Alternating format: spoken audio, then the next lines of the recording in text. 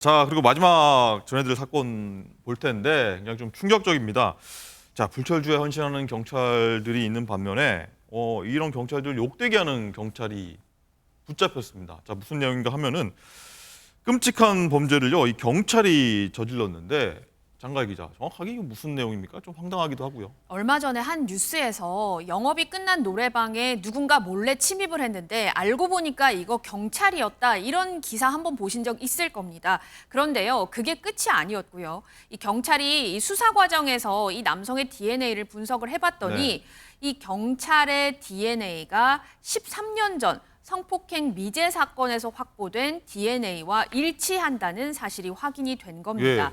2011년 7월 서울 강남 한 여성의 집에 들어가서 성폭행을 한 혐의입니다. 이 경찰은요, 범행을 저지른 당시에도 현직 경찰관이었고 오랜 기간 검거되지 않은 채 경찰관으로 계속 근무를 하니까 내가 웬만한 범죄를 저질러도 괜찮겠네라고 생각을 하고 영업이 끝난 노래방에 가서 자신이 머물다가 그렇게 나오기도 하고 그렇게 한 겁니다. 그렇군요. 나쁜 경찰이다라고밖에 저희가 표현할 길이 없을 것 같은데 양진희 변호사님, 이 당시에 그 13년 전에는 어쩌다가 이게 이 경찰을 못 잡고 미제로 남았던 겁니까? 이게 좀 안타까운 부분이요. 사실 이제 성폭행 범죄가 발생하면 이러한 피해를 입은 즉시 사실은 이제 뭐 해바라기 센터라든지 이런 데를 찾아가서 DNA 검사라든지 이런 걸 하게 되고, 그리고 이제 사람을 특정하기 위해서 CCTV 분석을 한다라든지 이런 것들이 수순인데요.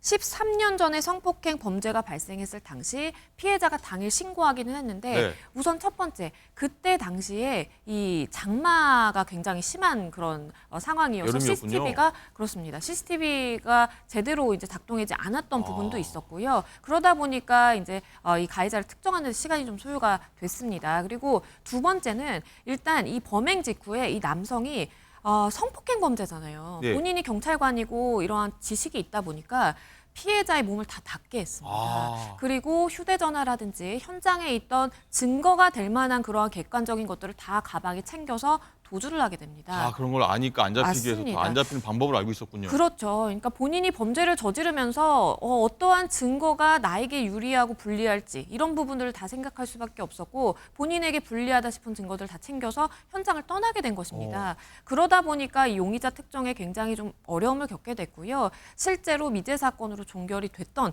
그런 상황이었습니다. 그런데 사실은 이제 그때 당시 DNA 정보가 검출이 되기는 했었어요. 근데 데이터베이스와 이제 대조를 해봤는데 그 전에 어떠한 범죄 전력이 없다 보니까 혹시나 경찰이라고 생각 안 하고 검사 안 해봤겠죠. 그렇죠. 사실 그리고 이제 그 전에 전과가 없다 보니까 매치되는 이제 정보가 없었던 겁니다. 그렇기 때문에 이렇게 좀 시간이 장기간 소요됐습니다. 어쨌든 말씀 중간에 드렸지만 이 경찰이다 보니까 어떻게 하면 안 잡힐 줄을 아는 거였죠. 그런 그렇죠. 거보다는 더 나중에 처벌이 좀 가중돼야 되는 거 아닙니까? 일단은 과거에 저지른 범죄에도 지금 이제 공소시효가 남아있는 것으로 판단이 되고 그렇다라고 한다면 함께 처벌을 받을 수가 있습니다. 아무래도 본인이 어떠한 범죄를 저지르고 그 즉시 뭔가 검거가 돼서 처벌을 받는 것보다 이렇게 10년 정도 지나서 발각이 돼서 어쩔 수 없이 본인이 정말 자수가 아니라 이렇게 검거가 돼서 처벌을 받게 되는 경우에는 아무래도 도주를 했다라고 보는 그런 요소가 포함이 되기 때문에 사실상 양형에 있어서 더 불리할 수밖에 없고요. 더 엄벌에 처해질 수밖에 없는 상황이라고 보입니다. 어쨌든 경찰 생활은 다시는 못할 것 같고 이 법적 책임도 말씀하신 대로 그 정도 나올 것 같고, 이 참 또 다른 범죄를 경찰이 노래방 가서 그랬다는 게 사실 좀 납득도 안 되고, 앞으로 우리가 경찰을 어떻게 바라봐야 되냐. 이 선한 경찰이 많거든요. 이런 좀 걱정도 많이 되는 것 같아요. 어떻게 보십니까? 사실 굉장히 좀 섬뜩한 부분이요. 이 남성이 이렇게 성폭행 범죄를 저질렀을 당시에도 경찰로 근무를 했고 그 이후 아무 일도 없이 평온하게 10년간 근무를 유지하다가 지금에서야 발각이 된 거거든요.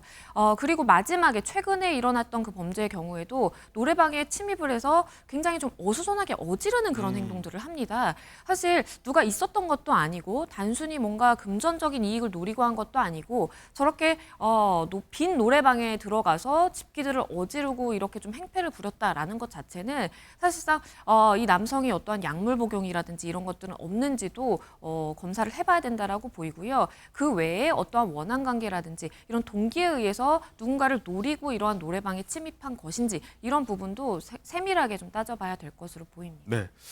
누굴 믿어야 될지 이런 경찰 한 사람 때문에 다른 분까지 다른 경찰까지 좀 안 좋은 이미지가 더 씌워지는 것 같습니다. 자, 오늘 얘기가 여기까지 듣겠습니다. 고맙습니다.